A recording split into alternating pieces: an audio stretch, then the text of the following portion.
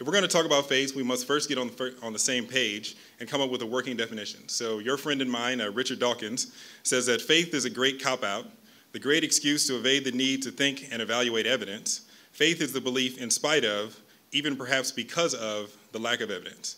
So with all due respect to Mr. Dawkins, I must say that I prescribe to a different kind of faith. So if you're like me, when you're looking for a definition or an explanation of a subject, you look to the internet. And fortunately for us, just like Gangnam Style and Harlem Shake and Honey Boo Boo, faith has a Wikipedia page. So according to Wikipedia, faith is confidence or trust in a person or thing or a deity or in the doctrines or teachings of a religion. It may also be a belief that is not based on proof. You'll notice here that faith is firstly a trust in a person or a thing. You may not think you have faith if you don't believe in God, but in fact, all of us exercise faith from the moment we wake up in the morning to the moment we go to bed at night. So there are many instances in life when you must formulate an opinion or perform an action, yet you don't have all of the necessary information. It's in these instances that we rely upon faith. Everyone in this room exercises faith, I would argue, on a daily basis. Now, if you're like me, occasionally you put your faith in the wrong place. A few weeks ago, I attended a research conference in Virginia. One morning, it was raining pretty hard, and so I decided to drive to the conference rather than walk. I had a nice suit on, and I don't mean to brag, but I looked pretty good, so I didn't want to get wet. Anyways, on the way, I wanted to pick up an umbrella, and so I decided to stop at a local CVS. After grabbing the umbrella, I returned to my car to find that the area of the parking lot where I was parked, there was roughly a 5-inch river of water just flowing by my car. I didn't want to mess up my pants or my shoes, so I decided I would try to be slick and reach my leg over the water directly into the car. And as I did, big, huge rip in my pants, like 10 inches. There was a full moon going on behind me. I was like Moses parting the Red Sea. You see, before I reached out, I had faith in those pants, but alas, epic fail. Now, I know this is a college campus, and some of you have plans to party probably right after my talk. It's a Friday. It's cool. I'm not going to judge you. I mean, Jesus was in his 20s when he started his ministry, and some of you might know his first miracle. Anybody know his first miracle?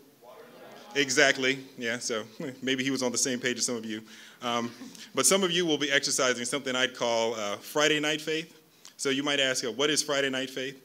Friday night faith is that breed of faith that makes college so special. This is the faith that if you get hammered tonight and have a hangover tomorrow and only have time to study on Sunday, you think you'll get all of your studying done anyway. This is the type of faith that your boyfriend won't hear about those Jell-O shots that you took on Friday night. That's Friday night faith.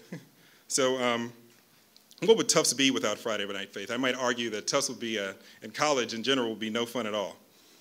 But in a serious note, then there's the type of faith that you have in people, the people you trust. That is much closer to the faith that I mean when I say that I have faith in Jesus. This is similar to the faith I have in my wife, who's in the back.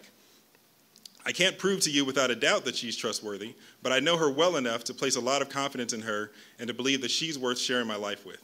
If I waited until I believed I had all the evidence, we would never have gotten married. Everyone here is familiar with this type of faith. It's necessary for all of our close relationships. So the question is, what is faith? Faith is belief in a person or thing, I would argue, with incomplete information.